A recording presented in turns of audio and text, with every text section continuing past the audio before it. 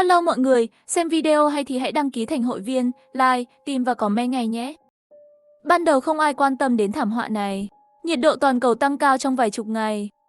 Tối đa thậm chí vượt quá 50 độ. Khi mọi người thực sự nhận ra vấn đề nghiêm trọng, ngày tận thế đã đến. Nóng chết rồi, sao năm nay nóng thế? Đã bao nhiêu ngày liên tiếp trên 40 độ rồi. Điều này khiến người ta phát điên. Trên đường người tan làm, người đi bộ vội vã, hầu như không có ai ở lại trên đường chính. Tôi vừa tan làm về, từ công ty xuống lầu, nhìn điện thoại di động, 17 giờ 55. Nhiệt độ thời tiết là 38 độ, nhưng bây giờ đã là buổi tối rồi. Nhưng mặt trời vẫn chưa lặn, ánh sáng mặt trời mạnh và nhiệt độ cao liên tục, làm cho tôi cảm thấy như buổi trưa. Nhiệt độ hôm nay tệ hơn bình thường. Nếu thời tiết tiếp theo vẫn vượt quá 40 độ, tôi sẽ xin nghỉ phép với công ty, ở nhà thêm vài ngày cho mùa hè này. Vì vậy, tôi dự định mua một số vật tư. Tôi đến siêu thị lớn nhất thành phố. Tôi đến siêu thị, đi thẳng đến khu vực đồ tươi sống, đẩy xe mua một số nguyên liệu hàng ngày, lại chạy đến khu vực đông lạnh, mua một ít bít tết và cá đông lạnh, tôm đông lạnh, lại vào khu vực ăn vặt, mua khoai tây chiên, hạt dưa, tất cả các loại đồ uống đóng hộp để đầy một xe. Phát hiện bất ngờ là siêu thị còn cung cấp giao hàng tận nhà. Tôi thuê cho mình một ngôi nhà ở trong một khu phố cao cấp ở ngoại ô. Tổng chiều cao tòa nhà là 33 tầng. Tôi sống ở tầng 16, ở giữa, không cao không thấp. Một hành lang 2 hộ, có thể vì thời gian hoạt động khác nhau. Thêm vào đó, hiệu quả cách âm quá tốt. Tôi chưa từng thấy một người hàng xóm nào khác. Sau khi tất cả đồ mua được gửi về nhà, tôi sắp xếp và bỏ vào tủ đông lớn của tôi và trong tủ lạnh. Bởi vì trước đây từng phong tỏa khu vực nhỏ một lần, tôi đặc biệt mua một cái tủ đông lớn. Lúc này bên trong chứa 8 phần, 1/3 là kem tối tích trữ. Còn lại là gà đông lạnh, vịt đông lạnh và nửa miếng thịt lợn. Nhưng thứ này đều là bố tôi gửi cho tôi từ quê nhà. Bố mẹ tôi đã ký hợp đồng với một trại chăn nuôi, thỉnh thoảng gửi hàng đông lạnh cho tôi. Kết quả càng tiết kiệm càng nhiều, tôi cho bít tết và cá đông lạnh vào. Cuối cùng cũng đầy đủ gần hết. Nghĩ rằng cho dù là xuất hiện tình huống bất ngờ lại phong tỏa thành phố, lượng thịt này cũng đủ cho tôi ăn 2 tháng. Tôi định bỏ đồ uống vào tủ lạnh. Điện thoại bỗng nhận được tin nhắn. Đó là báo động đỏ về nhiệt độ cao do Cục Khí tượng đưa ra. Ngày mai nhiệt độ thành phố sẽ đạt mức cao mới, dự kiến đạt trên 41 độ. Xin các công dân chú ý nghỉ hè, giảm thiểu công việc ngoài trời. 41 độ còn do dự gì nữa? Trực tiếp bắt đầu quá trình xin nghỉ phép của công ty. Thời tiết nóng thế này, tôi sẽ không ra ngoài để bị nấu lên đâu. Tất nhiên là có thể xin nghỉ bao lâu thì xin nghỉ bấy lâu. Tính đi tính lại nửa năm nay vì vội vàng làm việc, thời gian nghỉ tích lũy cho các dự án lớn. Thêm nghỉ cuối tuần, tôi có thể nghỉ khoảng 20 ngày một lần. Không phải 20 ngày qua trời vẫn nóng như vậy sao? Lúc này mẹ tôi gọi điện thoại. Mẹ xem tin tức, nhiệt độ ở chỗ con rất cao, con không có việc gì, đừng ra ngoài. Một mình bị say nắng ở đó thì làm sao được. Công ty bên kia cũng nhanh chóng xin nghỉ phép đừng đi làm nữa. Đứa nhỏ chết tiệt này, khi còn nhỏ, con cứ thích chạy trong thời tiết 39 độ. Mẹ tôi nói tôi một trận, làm tôi hơi choáng ngợp. Mẹ và bố con ở trên núi, buổi tối ngủ còn phải đắp chăn đây, nếu không con cũng về núi đi, quá mát mẻ luôn. Nghe mẹ tôi lải nhải hơn 10 phút, cuối cùng tôi cũng tìm được cái cớ để cúp điện thoại. Mùa hè này thật sự rất nóng. Tôi ngồi thoải mái trên ghế sofa, ăn kem, lướt điện thoại. Nhiệt độ cao liên tục gần đây đã dẫn đến các nước châu Âu, hơn 1.000 người chết vì nắng nóng. Nhiệt độ địa phương thậm chí còn vượt quá 55 độ. Có học giả nói, nhiệt độ cao như vậy không còn thích hợp cho con người sinh sống nữa. Mở các loại phần mềm, tất cả đều là thông tin nhiệt độ cao toàn cầu. Tôi rất vui vì tôi có thể làm việc 24 giờ ở trong phòng điều hòa. Tuy nhiên, tôi không biết trong vài ngày tới, nhiệt độ cao liên tục sẽ tăng vọt trở lại. Thực sự sẽ không thích hợp cho con người sinh sống. Sáng thứ Hai, khi tôi còn đang ngủ, bị điện thoại của Mộng Giao đánh thức. Sao hôm nay cậu không đi làm? Tôi đã xin nghỉ dài ngày, cậu sẽ không gặp tôi cho đến tháng sau. Không phải chứ, nhân sự nói cậu xin nghỉ hết tất cả kỳ nghỉ rồi. Tôi còn không dám tin cơ, có chuyện gì xảy ra ở nhà không? Cô ấy là người có mối quan hệ tốt nhất với tôi trong công ty. Không có gì đâu, chỉ là trời nóng quá không muốn đi làm ở nhà nghỉ ngơi. Chị gái của tôi ơi, trời nóng thì không đi làm. Cậu điên à? Cũng chẳng phải là ngày tận thế, chưa từng nghe nói. Ngày tận thế nóng đến mức có thể đốt người thành tro sao? Tôi cười he he he, tôi ghen tị vì cậu có thể xin nghỉ phép ngay bây giờ. Dự án của tôi vẫn chưa kết thúc. Nếu không tôi cũng muốn xin nghỉ. Và cậu biết không, buổi sáng trên đường đến công ty, mặt sau bàn tay đều bị phơi đỏ. Mộng Giao phàn nàn với tôi vài câu rồi cúp điện thoại. Tôi thầm nghĩ, sớm như vậy, mặt trời có độc như vậy không? Tôi nhanh chóng đứng dậy rửa mặt. Nhìn vào thời gian, 8 giờ 45 sáng, tôi đến cửa sổ, kéo rèm cửa, lại mở cửa sổ ra cảm nhận một chút. Bỗng nhiên một đợt nắng nóng ập đến. Mọi nơi nhìn thấy đều có chút biến dạng. Tôi nhanh chóng đóng cửa sổ và kéo rèm cửa lại. Cái thời tiết này nóng quá. Thời tiết này, những người cần làm việc ngoài trời nên sống như thế nào? Tôi nhìn vào dự báo thời tiết, hiển thị là 39 độ, nhưng nhanh chóng tự động làm mới một chút, biến thành 40 độ. Và dự báo nhiệt độ trong vài giờ tới là xu hướng tăng liên tục. 10 giờ 41 độ, 12 giờ 42 độ, 14 giờ 43 độ. Là tôi điên hay là dự báo thời tiết điên? Nhiệt độ cao nhất hôm qua vẫn là 41 độ, hôm nay có phải là 45 độ không? Dự báo thời tiết cho thấy nhiệt độ hôm nay sẽ vượt qua 45 độ. Cả nhà bật điều hòa trung tâm, không cảm nhận được sức nóng bên ngoài. Tôi chỉ đơn giản là làm bữa sáng. Nhân lúc thời tiết còn chưa nóng như vậy, đem rác rưởi vứt xuống lầu. Vừa mở cửa vừa vặn gặp Tiểu Trần, người quản lý khu nhà ở, và người hàng xóm kế bên. Tuyệt quá, vừa hay gặp được bạn. Vậy cùng nhau nghe đi. Tôi mỉm cười với người hàng xóm mà tôi chưa từng gặp. Chúng tôi gật đầu chào nhau. Tiểu Trần của người khu quản lý nhà ở nói, mấy ngày gần đây vì nguyên nhân nhiệt độ cao rất có thể bị mất điện. Nếu mất điện cũng đừng hoảng sợ, tiểu khu của chúng ta có thiết bị phát điện độc lập, phải mất 10 phút để khởi động sau khi mất điện. Nhưng hãy cố gắng tiết kiệm điện trong quá trình phát điện. Điều hòa không khí làm phiền mở đến trên 26 độ, tôi lo lắng hỏi. Sẽ ngừng nước sao? Hiện chưa rõ, nhưng vẫn khuyên bạn nên dự trữ một ít nước uống ở nhà. Rốt cuộc, các tòa nhà cao tầng đều cần máy bơm nước để tăng áp, tạm thời không thể đảm bảo. Được rồi, cảm ơn. Người đàn ông bên cạnh không nói gì, quay thẳng vào nhà và đóng cửa lại. Xem ra anh ta cũng không phải là người dễ gần. Tiểu Trần nói, công ty yêu cầu phải thông báo trực tiếp cho chủ sở hữu khi anh ta định đi. Nhìn thấy rác trong tay tôi, bạn muốn vứt rác phải không? Cứ đưa cho tôi sẽ vứt cho bạn. Anh ta trực tiếp từ tay tôi, lấy túi rác rồi đi.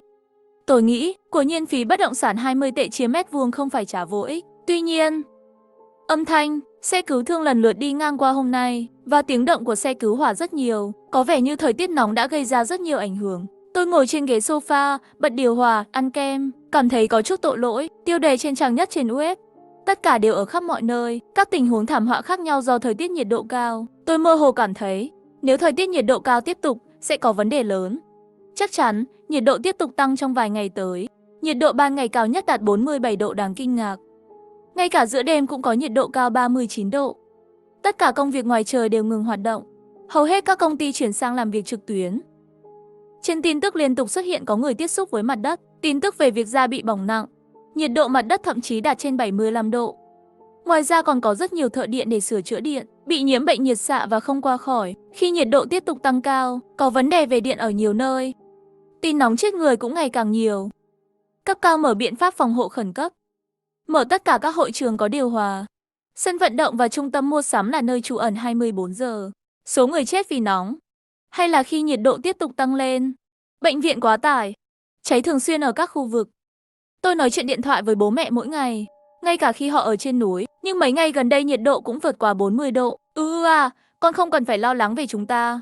Con phải bật điều hòa, đừng sợ phí điện, biết không? Bố mẹ có tiền. Trước đây luôn khuyên tôi nên bật ít điều hòa không khí hơn, dễ bị bệnh. Bây giờ thì ngược lại. Yên tâm đi mẹ, đồ ăn có đủ không? Nếu không gửi cho con thêm nữa. Thời tiết này cũng không biết khi nào mới hạ nhiệt. Giọng mẹ nghe có vẻ lo lắng. Đủ rồi ạ. Con tích trữ một đống đồ ăn. Đủ cho con ăn 3 tháng rồi. Cúp điện thoại đi. Tôi còn đặc biệt chụp ảnh hàng tồn kho trong tủ đông, gửi cho họ, để bố mẹ tôi yên tâm. Trời nóng quá, tôi cũng không có khẩu vị. Tôi vẫn đang nghĩ về nhiều đồ ăn như vậy. Đến ngày hết hạn cũng không ăn hết được. Nhưng bỗng nhiên có tiếng kêu. Cả căn phòng yên tĩnh. Đây là mất điện sao? Trước đây, Tiểu Trần đã nhắc nhở, cho dù mất điện, bên quản lý tòa nhà cũng sẽ phải phát điện trong vòng 10 phút. Vì vậy, tôi không lo lắng lắm. Nhưng chỉ vài phút thôi, nhiệt độ xung quanh nhanh chóng tăng lên, không khí cũng trở nên khó chịu, khi hít thở đều cảm thấy rất vất vả. Chẳng bao lâu tôi đã đổ mồ hôi. Lấy một cây kem ra khỏi tủ lạnh, vừa ăn vừa chờ điện trở lại. Ăn kem xong rồi, điện vẫn chưa đến. Tôi lấy một cái khác từ tủ lạnh, ăn xong rồi điện vẫn không đến. Tôi không thể ngồi yên được nữa. Gọi cho bên quản lý tòa nhà, nhưng máy bận. Nghĩ, có lẽ vì điều này mọi người sẽ gọi cho người quản lý tòa nhà cùng một lúc. Quá nhiều luôn. Tôi lại lấy một cây kem ra ăn. Ăn xong cái này tôi sẽ không mở tủ lạnh nữa, trước khi cái lạnh trong tủ lạnh hết. Nhưng mà nóng quá. Mới được 20 phút, tôi đã có cảm giác không thở được. Mỗi lần hít vào phổi đều có cảm giác đau rát. Trong nhà nóng quá, nhưng tôi không dám mở cửa sổ, sợ bên ngoài nóng hơn. lấy điện thoại ra xem. Tôi mở to mắt, suýt nữa thì kêu lên. Làm sao có thể là 49 độ? Không thể nào, chắc là hiển thị lỗi. Vì vậy, tôi liên tục kéo xuống để làm mới dữ liệu, nhưng vẫn hiển thị 49 độ. Sau đó bỗng nhiên nhắc mạng điện thoại di động ngắt kết nối, ngay cả tín hiệu cũng không còn nữa. Nhiệt độ cao đã làm gián đoạn tín hiệu rồi sao? Nhiệt độ xung quanh đang tăng lên. Tôi có cảm giác như nhiệt độ trong phòng đã vượt quá 40 độ rồi. Mỗi hơi thở là hơi nóng, làm cho người ta có ảo giác nghẹt thở. Tôi nhớ ra bộ đàm mở cửa. Không cần điện cũng có thể nói chuyện với bên quản lý tòa nhà. Nhưng không thể kết nối được. Chẳng lẽ ngay cả bên quản lý tòa nhà cũng đóng cửa sao? Sức nóng và nỗi sợ hãi lấp đầy trái tim tôi ngay lập tức. Trong phòng chỉ có tiếng thở của tôi, như thể đang ở trong một lò hấp kín. Bình tĩnh nào. Mày phải bình tĩnh. Tôi phải làm gì? Tôi phải ra ngoài sao? Nhưng ngoài trời là nhiệt độ cao hơn 49 độ. Nhiệt độ ngoài trời đã lên tới 49 độ. Mạch điện của khu dân cư cũng bị hư hỏng do thời tiết nhiệt độ cao. Nhiệt độ trong nhà thậm chí còn vượt qua 40 độ. Hít thở khó khăn. Mỗi lần hít vào phổi đều có cảm giác nóng rát. Bây giờ chắc chắn không thể đi ra ngoài. Vì vậy, tôi nhanh chóng đi đến tủ đông, lấy ra một con vịt đông lạnh ôm vào. Trong tay những con gà và vịt đông lạnh này, để trong tủ đông vài tháng. Đóng băng từ trong ra ngoài. Lúc này tôi ôm vịt đông lạnh mát hơn một chút. Và đã suy nghĩ. Ở nhà một mình bị say nắng rất nguy hiểm. Tuyệt đối không được bị say nắng. Vì vậy, tôi từ tủ thuốc trên tủ giày, lấy ra một chai hoắc hương chính khí thủy, uống hết. Khi tôi do dự, có nên ăn kem nữa không? Bộ đàm mở cửa bỗng nhiên vang lên. Các hộ chú ý nhé, do thiết bị phát điện của khu vực này bị hư hại bởi nhiệt độ cao, hiện không thể khôi phục điện. Mọi người có thể tạm thời đến bãi đậu xe ngầm để nghỉ. Hiện tại, nhiệt độ ở tầng 1 của nhà để xe dưới lòng đất là 39 độ.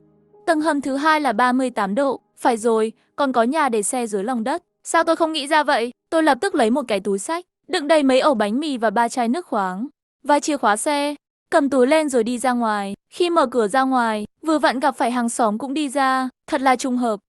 Hàng xóm chưa từng thấy trước đây. Kể từ thảm họa nhiệt độ cao, mỗi lần mở cửa đều có thể nhìn thấy anh ta. Anh ta đi thẳng đến chỗ tôi và nói: chúng ta cùng đi đi, xe của tôi đầy bình xăng.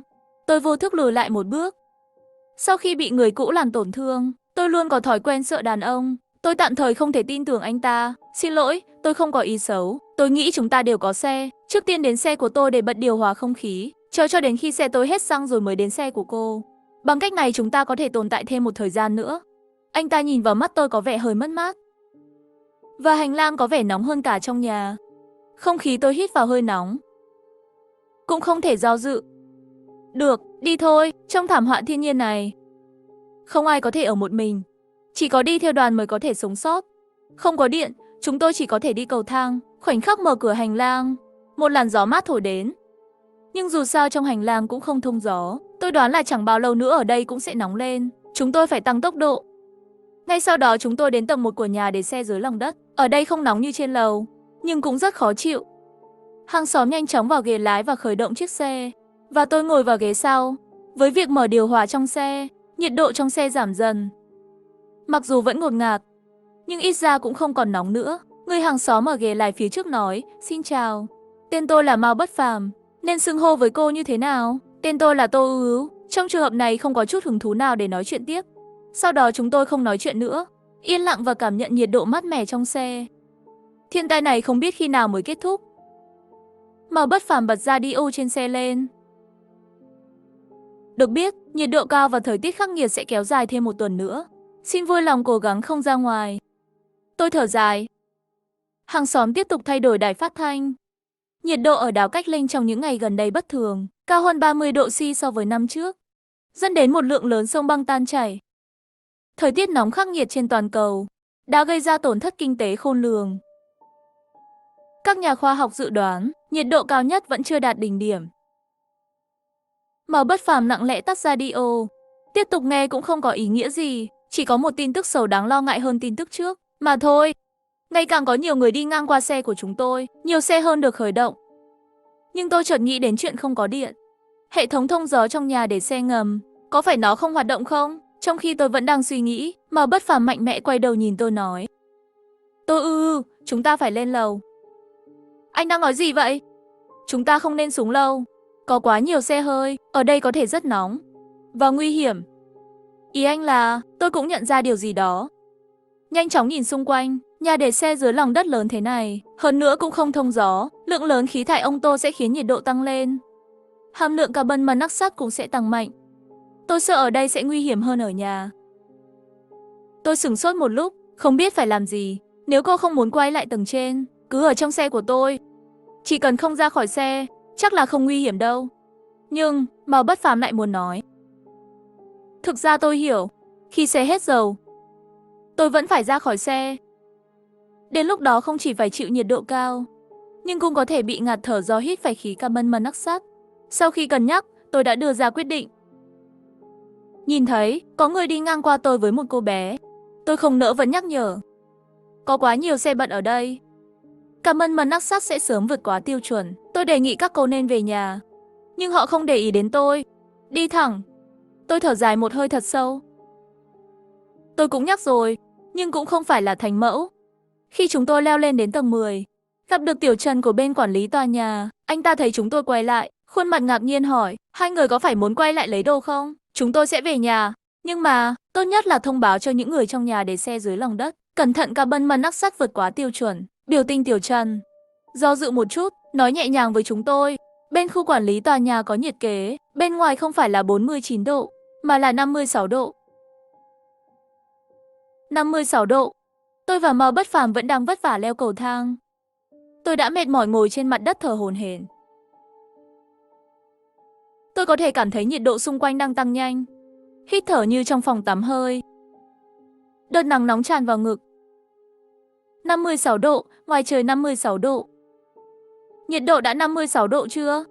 Con số này thật đáng kinh ngạc, làm sao có thể lên đến 56 độ trong thời gian ngắn như vậy? Cô định về nhà hay muốn vào xe? Tôi tạm thời không có chú ý gì, hỏi lại anh ta, còn anh thì sao? Anh định đi đâu?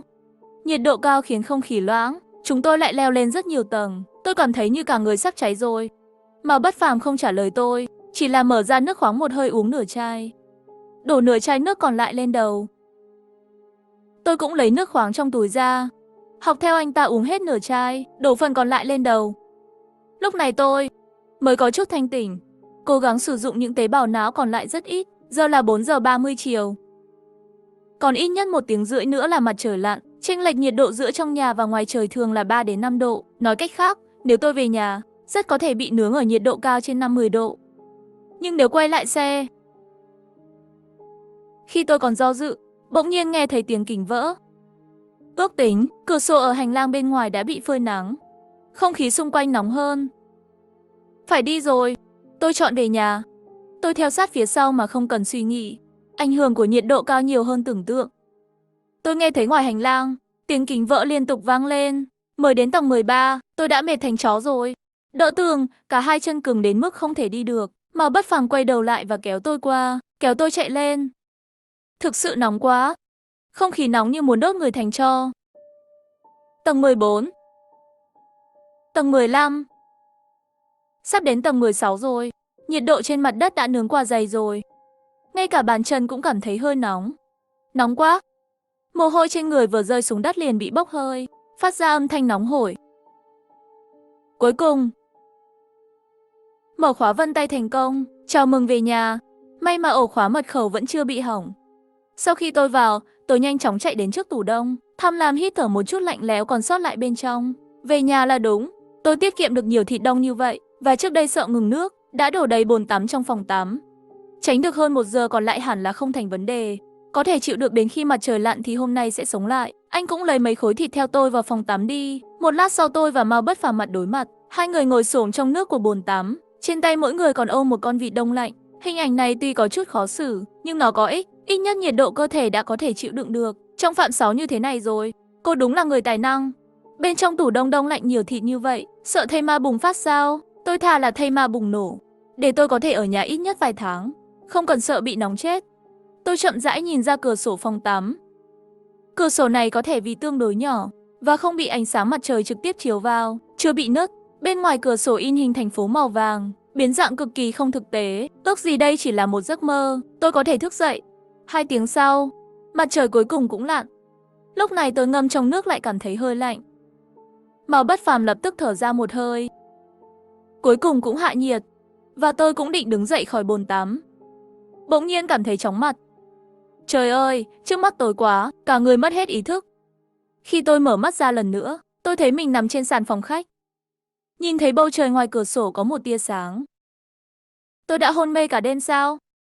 Cô chỉ mệt thôi, chắc là bị hạ đường huyết rồi, một tin tốt và ba tin xấu. Cô định nghe cái nào trước? Nghe tin tốt đi.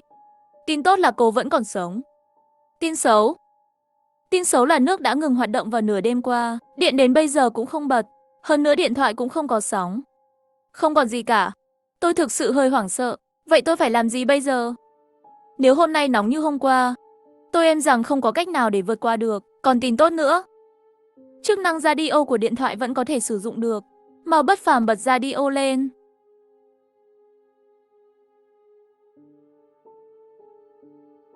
Đài Phát thanh Quảng Châu, mọi người hãy cố gắng ở nhà trong ngày. Chú ý bù nước. Đừng ra ngoài, vui lòng ở nhà chờ cứu hộ.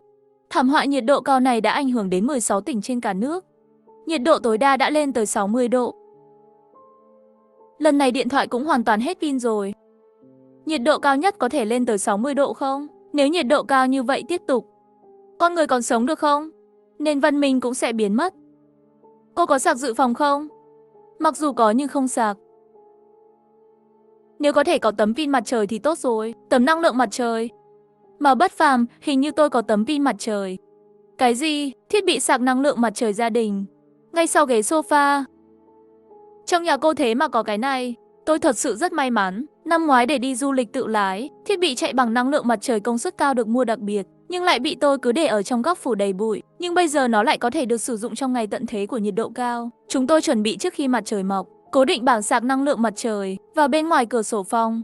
Điều này vừa có thể chặn hầu hết ánh sáng mặt trời vừa có thể sạc pin. Sau đó kéo rèm cửa dày lên, có thể chặn ánh sáng mặt trời trực tiếp. Lại kéo tủ đông vào phòng ngủ, lấy hết quạt trong nhà vào. Mặt trời từ từ mọc lên, tôi có thể cảm nhận rõ ràng nhiệt độ đang tăng nhanh. Mà Bất Phàm nhìn tôi một cái. Tôi gật đầu. Anh ta quả quyết nhấn công tắc. Âm thanh khởi động của máy nén trong tủ đông và âm thanh của quạt bắt đầu hoạt động giống như âm thanh của thiên nhiên. Chúng ta có thể sống sót không? Lúc này tôi rất may mắn. Lúc đầu là vì mua thiết bị phát điện mặt trời. Điều hòa công suất quá cao rõ ràng là không thể mang theo được. Nhưng tủ đông công suất thấp và quạt điện, ít nhất nó có thể khởi động được rồi. Dưới ánh mặt trời mạnh như vậy, duy trì hoạt động không phải là vấn đề. Bây giờ trong tủ đông, đầy đủ đồ uống và nước khoáng. Một phần là của tôi, còn một phần nữa là Mao Bất Phàm chuyển đến từ nhà anh ta. Mao Bất Phàm tự giới thiệu mình là một blogger, thường 10 ngày nửa tháng không ra ngoài, cho nên vật tư trong nhà cũng rất nhiều. Chúng tôi đã dọn tất cả thức ăn. Kem tan chảy hết đã sớm bị tôi vứt đi rồi. Trong tủ đông vốn có gà đông lạnh, vịt đông lạnh, thịt lợn bít tết, trước khi thịt thối rữa. Nhanh chóng trải tất cả chúng ra ban công, phơi thành thịt khô, cũng thuận tiện để lưu trữ. Bánh quy giòn, bánh mì cùng nhau chuyển toàn bộ vào phòng ngủ. Đây sẽ là khẩu phần tiếp theo của chúng tôi. Mao Bất Phàm cảm thán, chị ơi, chị thật là thiên tài. Ở nhà giấu nhiều đồ ăn như vậy. Nghe anh ta gọi chị gái, tôi nổi da gà. Đừng gọi tôi là chị gái, cứ gọi tên tôi. Vậy tôi gọi cô là chị nhé. Câm miệng không tôi sẽ đuổi anh ra ngoài. Sách trong phòng ngủ chưa từng mở ra từ khi mua. Bây giờ gặp phải thảm họa nhiệt độ cao không thể ra ngoài, cũng không có tín hiệu không thể chơi điện thoại di động. Vừa vặn có thể bình tĩnh đọc sách. Sau khi chúng tôi dọn dẹp phòng, tôi cầm một quyển sách lên, ngồi trên ghế cạnh giường dựa vào tường. Nhưng khi tôi nhìn lên, phát hiện Mao Bất Phàm đang xem sổ ghi chép mình mang theo. Anh đang làm gì vậy? Tôi sẽ ghi lại những ngày cuối cùng của chúng ta. Theo thời gian, nhiệt độ tăng dần. Chúng tôi mở tủ đông ra một khe. Nhiệt độ mỗi lúc cao hơn một chút, mở tủ đông lớn hơn một chút, duy trì nhiệt độ trong nhà, trong phạm sáu mà cơ thể con người có thể chịu được. Nhưng ngay cả khi có thiết bị làm mát như vậy, đến chiều, trong phòng vẫn như lò sưởi. Nướng cả chúng tôi. Cái gì bình tĩnh, tự nhiên lạnh, nó không tồn tại khi đối mặt với nhiệt độ cao tuyệt đối. May mắn thay, chúng tôi đã vượt qua được. Buổi tối, Mao Bất Phàm mở radio điện thoại nghe một chút. Nhiệt độ cao nhất hôm nay là 60 độ. Thời tiết nhiệt độ cao sẽ tiếp tục. Nếu không có thiết bị năng lượng mặt trời cứu mạng, tôi và Mao Bất Phàm có lẽ đều không sống được đến bây giờ. Sau khi trời tối, chúng tôi cầm điện thoại di động để thắp sáng, lấy hết thịt trên ban công vào. Thịt này bị phơi khô rồi, mùi thơm không thể che đậy được.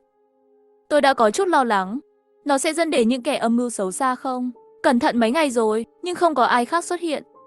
Mao Bất Phàm mỗi tối về nhà mình ngủ. Đến trước khi trời sáng nóng lên mới qua, chúng tôi ăn thịt nướng phơi nắng mỗi ngày. Thỉnh thoảng mở túi đồ ăn nhẹ, uống đồ uống và nước trong tủ lạnh. Sau khi quen với nhiệt độ cao, có một khoảnh khắc như vậy lại cảm thấy năm tháng yên tĩnh, nhưng tôi hiểu đó chỉ là ảo giác. Thực phẩm và nước uống đang giảm dần từng ngày, có thể sống đến mùa đông không? Hay là còn mùa đông nữa không? Và trong khí nóng, mỗi đêm, ánh nến ở lỗ đối diện sẽ ít hơn, gần như tôi biết. Ánh nến tắt không thể thắp sáng nữa. Một đêm sau một tuần, khi tôi còn đang ngủ, bỗng nhiên có một tiếng động lớn. Tiếng nổ làm tôi tỉnh dậy. Tôi ngồi dậy và chạy vào phòng khách nhìn ra ngoài cửa sổ. Lúc này mới phát hiện có một ngôi nhà ở tòa nhà đối diện bị nổ tung, ánh lửa chia cắt đêm tối. Đêm khuya tôi còn đang ngủ, bỗng có một tiếng nổ lớn. Tôi vội chạy ra khỏi phòng ngủ, đến phòng khách. Lại một tiếng động lớn nữa. Toàn bộ cửa sổ đang rung chuyển. Ngọn lửa ở tòa nhà đối diện. Tôi sợ hãi, ra khỏi nhà. Khi phản ứng lại, tôi đã dán chặt vào Mao Bất Phàm rồi. Cơ thể không thể ngừng run rẩy. Không sao đâu. Là tòa nhà đối diện không cháy được sang chúng ta bên này đâu. Có lẽ là bị người cũ tổn thương quá sâu. Tôi phản ứng lại là khi ôm Mao Bất Phàm, đẩy mạnh anh ta ra. Cô bị sao vậy? Tôi cắn răng trở về nhà và nhanh chóng đóng cửa lại. Ngọn lửa ở tòa nhà đối diện ngày càng dữ dội, lửa cháy bùng lên, cùng với âm thanh giằng giắc và tiếng hét cứu mạng. Tay tôi ôm đầu gối, dựa sát vào góc tường ngồi xổm trong góc. Nỗi sợ hãi ập đến với tôi như mưa. Cô có sao không? Tôi không trả lời, chỉ là ngồi xổm ở đó cũng không biết nên trả lời như thế nào. Tôi ở ngay bên ngoài.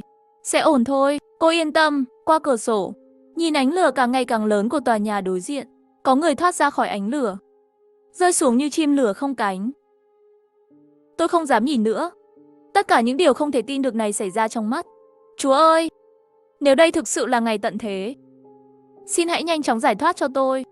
Ngọn lửa cháy như vậy cả đêm. Tôi cũng đã ngủ trong sợ hãi. Là tôi, Mao Bất Phàm. Cô xem bên ngoài có mưa không? Nói là mưa, thực ra chỉ là vài giọt nước lẻ tẻ. Nếu không nhìn kỹ, sẽ không biết đó là mưa, bởi vì nó gần như bị bốc hơi giữa không trung. Nhưng khi mặt trời lên, nhiệt độ vẫn tăng như bình thường, vẫn nóng như vậy. Chắc là mưa nhân tạo ở thành phố bên cạnh, chúng ta nhận được một chút. Mặc dù ít nước mưa này không có ích gì, nhưng có mưa nhân tạo cho thấy tầng trên không ngừng hoạt động. Chỉ cần kiên trì, nhất định có thể đợi đến ngày hạ nhiệt. Không thể mất niềm tin vào sự sống còn. Tôi đi vệ sinh, phát hiện nước ở bồn tắm, không còn nước để xả nhà vệ sinh. Mấy ngày này để tiết kiệm nước, chúng tôi chỉ xả bồn cầu khi đi nặng. Tắm cũng là lau cơ thể đơn giản bằng khăn ướt.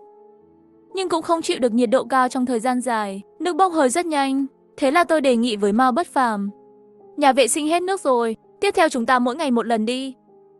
Mao Bất Phàm nghe xong cũng là một mặt bất đắc dĩ, gật đầu. Chúng ta đều biết đây là kết quả của không có lựa chọn nào khác. May mắn thay, 3 ngày sau, cuối cùng chúng tôi cũng có một cơn mưa, cũng là mưa nhân tạo. Chỉ là lần này nó rơi xuống bầu trời thành phố của chúng tôi. Hai chúng tôi lấy tất cả những thứ có thể nhận nước mưa, để ở ban công để có thể tích một chút nước mưa. Mao Bất Phàm cổ vũ trong mưa. Tôi cũng ngẩng đầu lên cảm nhận được nước mưa trên mặt. Thoải mái quá. Tôi nghe thấy tiếng cười vui vẻ ở tầng trên và tầng dưới. Rõ ràng là có rất nhiều người trong tòa nhà này. Nửa tiếng nữa trời sẽ tạnh mưa. Mặc dù không có nhiều nước, ít nhất cũng có hy vọng sống. Thức ăn và nước uống khá nhiều. Trước thảm họa, vẫn chưa uống hết đồ uống từ siêu thị. Cố lên nào, chắc chắn sẽ vượt qua được. Sau khi trở về phòng ngủ, hóa ra điện thoại đã khôi phục tín hiệu. Có rất nhiều tin nhắn cứ thế tràn vào. Để không bỏ lỡ tin tức bên ngoài, chúng tôi sạc đầy điện thoại mỗi ngày. Mao Bất Phàm lần đầu tiên kết nối điện thoại ở nhà. Tôi cũng nhanh chóng gọi điện thoại cho mẹ tôi, kết quả là tắt máy. Có phải là nhà hết điện không? Tôi gọi lại cho bố tôi. Vẫn không kết nối được. Lại liên tiếp gọi điện thoại cho chú lớn và chú ba. Vẫn không kết nối được. Tôi gọi từng số của người thân ở nhà. Tất cả đều không thể kết nối được. Thấy tôi không ngừng gọi điện thoại, đều không thể gọi được. Mà Bất Phàm an ủi tôi, cô đừng vội. Có thể là khu vực của họ mất điện rồi. Cuối cùng cũng liên lạc được với một người chị họ xa. Là chị họ đúng không? Em là đây. Là à, em ổn chứ? Chị ơi, em ổn. Nhưng em không thể liên lạc với bố mẹ em. Chị có biết tình hình của họ không? Tôi cố gắng bình tĩnh và nói chuyện. Chị cũng không biết. Chị sẽ cho em số nơi tránh nạn. Em gọi hỏi đi. Chị họ này làm việc vô cùng nhanh chóng. Lập tức gửi đến điện thoại của nơi tránh nạn. Nhưng tôi gọi, nhưng lại có một giọng nói tiêu chuẩn vang lên. Xin chào, người dùng bạn gọi tạm thời không thể kết nối, tôi có linh cảm chuyện lớn không tốt. Bỗng nhiên phát hiện điện thoại lại không có tín hiệu, tôi không liên lạc được với họ, họ già rồi. Trời nóng như vậy làm sao bây giờ? Lúc này chính mình đã rơi lệ đầy mặt, bất lực và sợ hãi. Cô đừng khóc mà, họ sẽ ổn thôi.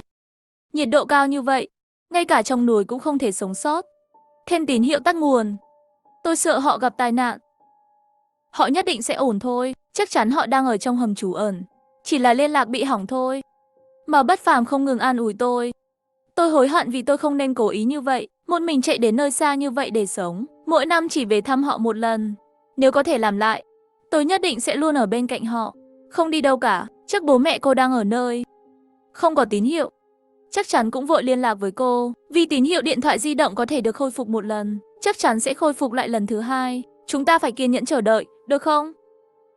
Mặc dù những lời an ủi cũng không có gì mới, nhưng tôi vẫn ở trong giọng nói của anh ta, dần dần bình tĩnh lại. Chúng ta chờ vậy, nhưng mấy ngày sau đó không còn tin tốt nữa. Nhiệt độ tăng trở lại, thậm chí còn cao hơn trước. Tôi nhìn vào lịch trong điện thoại.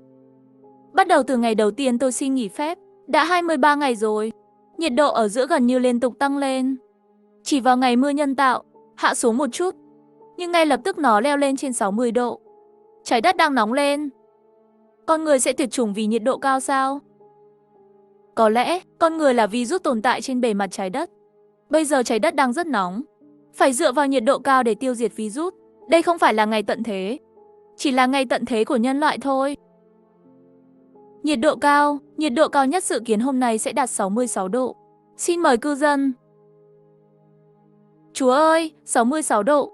Con người không thể tồn tại như vậy được, sống sót ở nhiệt độ cao. Anh nghĩ thời tiết nóng bức này sẽ kéo dài bao lâu nữa?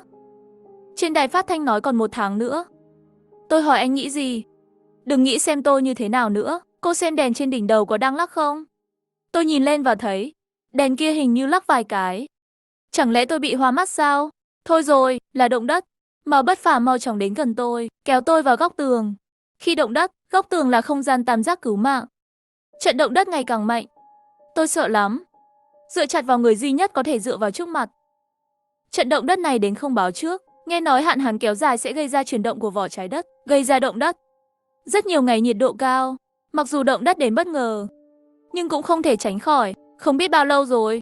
Sau vài cơn dư chấn cuối cùng cũng dừng lại. Nhưng trận động đất này làm hỏng tấm pin mặt trời cứu mạng của chúng tôi. Sau đó tủ đông và quạt điện đều ngừng hoạt động. Nhiệt độ trong phòng tăng nhanh. Rất nhanh khiến tôi cảm thấy khó thở. Không lâu nữa, nếu không có biện pháp đối phó, nhiệt độ cao sẽ kết liễu chúng ta. Mà Bất Phàm nhanh chóng đẩy tủ đông ra khỏi cửa sổ, đến bên kia giường, và tôi mở tất cả nước khoáng còn lại. Đổ vào tủ đông, nhưng tất cả nước khoáng đều đổ hết. Cũng mới lắp 1/10 tủ đông.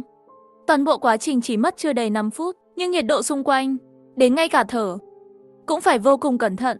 Như thể những quả cầu lửa bị hút vào phổi. Chúng tôi đều nghĩ ra cùng một cách, trước mắt chỉ có trốn vào tủ đông, vẫn còn một tia hy vọng sống sót. Không lâu nữa, nhiệt độ trong phòng sẽ quá cao để thở. Mới 3 giờ chiều, còn ít nhất 3 tiếng nữa là mặt trời lặn. Tôi gần như tuyệt vọng rồi. Có quá ít nước trong tủ đông. Nếu nhiệt độ phòng tiếp tục tăng, độ ẩm trong tủ đông sẽ bốc hơi. Nhanh! Nhiệt độ trong tủ đông thậm chí sẽ đạt trên 60 độ. Vậy thì phải làm sao? Trong bồn tắm còn có nước, tôi sẽ đến lấy. Mà Bất Phàm gật đầu trịnh trọng với tôi. Rồi xông vào nhà vệ sinh, đổ nước còn lại trong bồn tắm thành 2 thùng, đổ vào tủ đông rồi. Nhiệt độ vẫn đang tăng nhanh. Không biết có phải là ảo giác của tôi không? Cùng với sự rung chuyển của tòa nhà. Tuyệt đối đừng có động đất nữa. Tòa nhà này không thể chịu nổi lần thứ hai. Chúng tôi cùng nhau trốn trong tủ đông. Tôi gần như đã mất hết hy vọng. Có lẽ đây là kết cục của tôi. Mà Bất Phàm nhìn tôi, an ủi rằng chúng ta có thể vượt qua được. Chúng ta có thể vượt qua được không? Khi nhiệt độ đạt đến một mức độ nhất định, ý thức của tôi dần dần mờ nhạt. Tôi muốn sống. Tôi bất ngờ mơ hồ ngất xỉu. Không biết bao lâu rồi, mà Bất Phàm đánh thức tôi dậy. Mưa rồi, tôi nghe tiếng mưa to. Trong sự ngạc nhiên, tôi theo Mao Bất Phàm ra khỏi tủ đông, đến ban công. Mưa rồi, mưa thật rồi. Mưa rồi, chúng ta đã sống sót, chúng ta đã sống sót. Tôi và Mao Bất Phàm đang cảm nhận được sự sảng khoái của mưa, Nhưng vừa ngước mắt lên nhìn thấy cảnh tượng ở xa, bỗng nhiên mở to mắt. Thế mà, phía xa có một con rồng vàng khổng lồ, đang tiến về phía trước một cách bất khả chiến bại. Chỉ thấy sóng lớn màu vàng không ngừng dâng cao, những tòa nhà cao tầng nơi tôi đi qua bỗng nhiên đổ xuống. Không thể nào, trời vừa mưa, làm sao có thể có lũ lụt lớn như vậy? Có phải là sóng thần không? Con rồng vàng đang đến gần. Sóng lớn ấp dữ dội, bị phơi nắng ở nhiệt độ cao, lại trải qua động đất, những tòa nhà này bị lỏng lẻo, làm sao có thể chịu được tác động mạnh của lũ lụt? Chân tôi bắt đầu rung động. Nghĩa là lũ lụt đã rất gần rồi. Có lẽ giây phút sau tòa nhà này của chúng tôi cũng sẽ sụp đổ. Chân tôi yếu, ngã xuống đất. Mà Bất Phàm đỡ tôi trở lại phòng khách. Chúng tôi nhìn nhau một cái. Tôi nghĩ ít nhất có một người bạn trên đường Hoàng Tuyền cuối cùng cũng sẽ được giải thoát. Cũng không cần phải lo lắng nữa. Đừng sợ, chúng ta sẽ ổn thôi. Đây là tầng 16. Tòa nhà này có 33 tầng. Lớp tường ở ngay giữa là vị trí chống sốc nhất, cũng là trục trung tâm của chấn động, đồng thời là điểm cao nhất mà thang cứu hỏa địa phương có thể đến được. Miễn là chúng ta tránh được làn sóng lũ lụt này, chắc chắn sẽ được cứu. Nhưng giọng anh ta vừa dứt, với một tiếng động lớn, con rồng bỗng nhiên lắc lư, cửa sổ kính vỡ ra. Tôi nhắm mắt lại, ở trong vòng tay anh ta, ôm chặt lấy anh ta. Chỉ cảm thấy xung quanh rung lắc mạnh, tôi bỗng nhiên bị cái gì đó đập trúng. Trước mắt tối sầm, tôi đã mất ý thức. Khi tôi tỉnh dậy, tôi thấy tòa nhà sắp sụp đổ. Tầng 16 trở lên đều không còn nữa, và tôi thấy mình đang ở trong một góc. Trước mặt tôi được ghế sofa chặn lại. Trên ghế sofa là những bức tường đổ sập, mà Mao Bất Phàm nằm cách đó không xa. Bị tường ép nửa thân, tôi liều mạng hét lên Mao Bất Phàm. Mao Bất Phàm, anh thấy thế nào rồi? Tôi thấy anh ta lúc này chậm rãi ngẩng đầu lên nhìn tôi. Sống, tiếp tục sống. Mao Bất Phàm, anh không thể ngủ, dậy đi, bên ngoài ban công lúc này. Tôi thấy thang cứu hộ từ từ dâng lên. Khi tôi thức dậy lần nữa, bố mẹ đều ở bên cạnh. Tôi biết, tôi là người duy nhất sống sót trên tầng này. Rồi tôi về với bố mẹ, tìm được một công việc ở quận, lại đón bố mẹ của Mao Bất Phàm. Từ đó về sau, tôi là con gái của 4 người họ. Ha ha, xin chào. Tên tôi là Mao Bất Phàm.